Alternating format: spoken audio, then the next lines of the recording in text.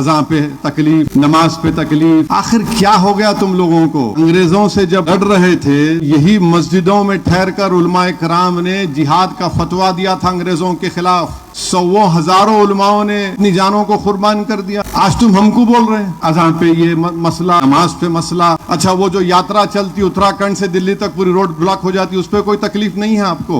बीच में पंडाल डाल देते, उस पर कोई तकलीफ नहीं है आपको? ये बात सच है, नमाज होती रोड पे, कितनी देर होती भाई मेरे? रोज का तो नहीं है ना, जुम्मे का होता या फिर ईद की होती, फिर चले आते मिलके। ये भारत में तो हर मजहब का त्योहार तो रोड पे भी होता है ना, उसको नहीं देखते, उसको नहीं देखते, आंख अंधी हो जाती है। तुम कुछ भी कर लो, हम नमाज नहीं छोड़ेंगे इंशाअल्लाह ताला। बल्कि कई नौजवानों से, 16-17 साल के बच्चों से मैं मिला, तो मेरे को आके बोले, अरद साहब हम नमाज नहीं पढ़ते थे, माने कभी पढ़ते कभी नहीं पढ़ते थे, अगर ये जो रोज टीवी पे देख रहे ना, अब हम नमाज पढ़ेंगे इंशाअल्लाह जाके मस्जिदों में।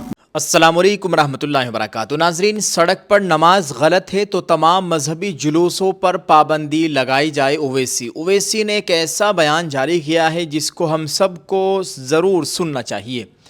दोस्तों, ऑल इंडिया मजलिस इत्तेहादुल मुस्लिमीन के सदर असदुद्दीन ओवैसी ने गुज़िश्ता रोज़ यानी कल जुमा को ईद उल अज़हा के दूसरे दिन एक बड़ा इल्ज़ाम आयद किया कि ईदैन और नमाज जैसे मजहबी मौक़े के करीब आते ही जानबूझकर मुसलमानों को निशाना बनाने के लिए अज़ान और नमाज के मामलात को मौजू बनाया जाता है।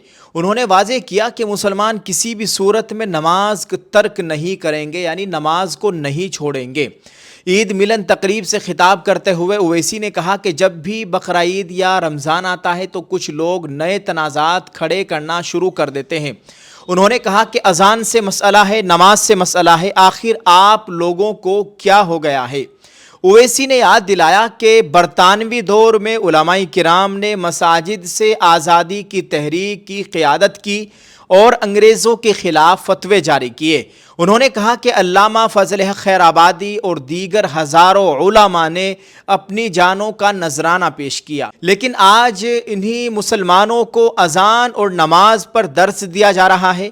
उन्होंने मजहबी जुलूसों का हवाला देते हुए कहा कि उत्तराखंड से लेकर दिल्ली तक यात्राओं के दौरान सड़कें बंद की जाती है और बड़े बड़े खेमे लगाए जाते हैं, मगर इस पर किसी को एतराज़ नहीं होता। ओवैसी ने कहा कि सड़क पर नमाज रोज़ाना नहीं बल्कि सिर्फ जुमा या ईद के मौके पर अदा की जाती है। उन्होंने सवाल किया कि भारत में क्या हर मजहब के त्यौहार सड़कों पर नहीं मनाए जाते? आपको वो सब नज़र नहीं आते और आप इनके मामले में खामोश रहते हैं।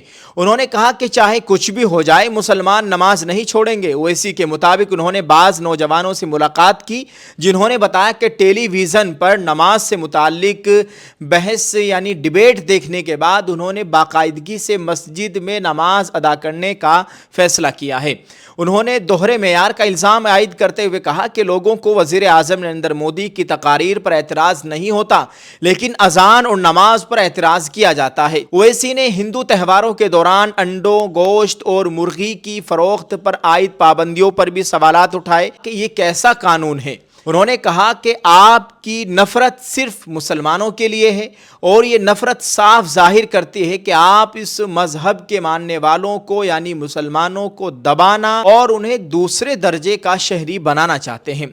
तुर्कमान गेट, मलियाना, हाशिमपुरा और नीली जैसे वाक़यात का हवाला देते हुए ओवैसी ने कहा कि इंसानियत के बावजूद मुसलमान बाकी रहें और अपने वतन में कायम हैं। उन्होंने कहा कि कोई नहीं जा रहा, दूसरी हिजरत नहीं होगी। अगर आप हमें ख़त्म करना चाहते हैं तो आपके पास ताकत है, अगर जालिम बनना चाहते हैं तो बन जाएं, लेकिन हम यहाँ से जाने वाले नहीं। ये मुल्क हमारा है और हमारा ही रहेगा। ओवैसी ने मजहबी आज़ादी से मुताल्लिक आईन हिंद के आर्टिकल 25 का हवाला देते हुए कहा कि अगर सड़क पर नमाज अदा करना गलत है तो फिर तमाम मज़ाहिब के जुलूसों और त्यौहारों के लिए भी यही उसूल लागू होना चाहिए।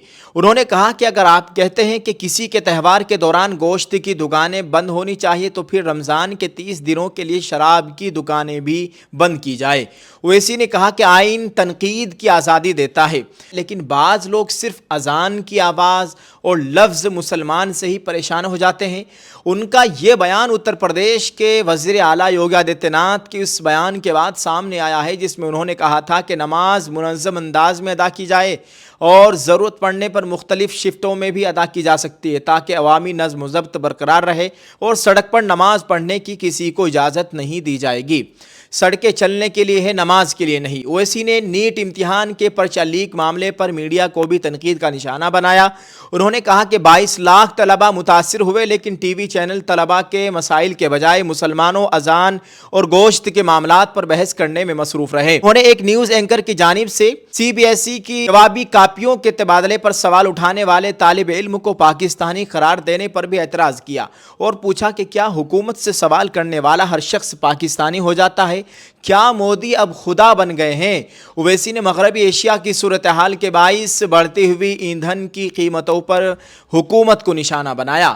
انہوں نے کہا کہ پیٹرول اور گیس کی قیمتیں مسلسل بڑھ رہی ہیں، لیکن ان مسائل پر بات کرنے کے بجائے مسلمانوں کو موضوع بنایا جا رہا ہے۔ انہوں نے سوال کیا کہ اگر روس سے 2022 سے درآمد کیا جانے والا سستا تیل بھارتی کمپنیوں کو اربوں ڈالر کا فائدہ پہنچا رہا ہے تو اس کا فائدہ عوام تک کیوں نہیں پہنچ رہا؟ اپنی تقریر کے اختتام پر اویسی نے کہا کہ اقتدار ہمیشہ قائم نہیں رہتا۔ انہوں نے تاریخی حکمرانوں اور خالی پڑے محلات کا حوالہ دیتے ہوئے کہا کہ طاقت عارضی ہوتی ہے اور حکومت کو ظلم سے باز آنا چاہیے۔ انہوں نے کہا کہ جو لوگ آج اقتدار میں ہیں اور سمجھتے ہیں کہ ان کے ساتھ کچھ نہیں ہوگا، انہیں تاریخ کے ان سنسان محلات سے سبق سیکھنا چاہیے۔ ہم حکومت سے کہتے ہیں کہ ظلم نہ کریں، جو کچھ ہو رہا ہے وہ درست نہیں ہے۔